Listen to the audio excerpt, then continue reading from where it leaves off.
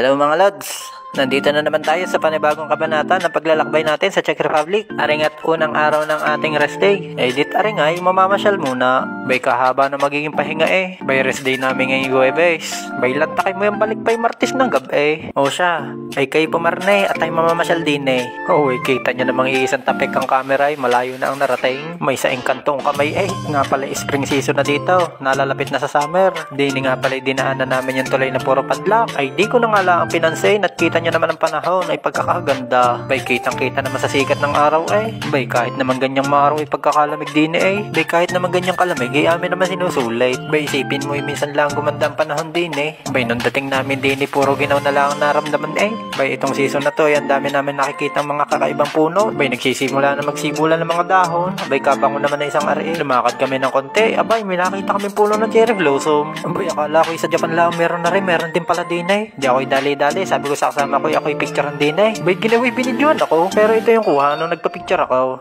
Diba? Quality ang kuha kahit ang cellphone ay putula ang. That's the magic of edit. Bay napa-English si Pugi. Bay mabalik tayo dito sa cherry blossom. Bay naalala ko nung bata pa ako. Isa rin to sa gusto kong makita noon sa Japan. Bay nangyari din ko pala makikita sa Czech Republic. Pero ayos lang kahit hindi tayo sa Japan napunta. Ang mahalaga ay nagawa nating makapag-abroad pa. Pero ito hindi basta-basta. Ito'y pakikipagsapalaran na Pero kung oras ng iyong pagpapahinga ay libangin mo rin ang iyong sarili kung may pagkakataon ka. Tulad namin, lakad din lakad doon. Di malam mo kung saan paparaon. Ay pag napagod maglakad, ay di magsasaka sabay uwi.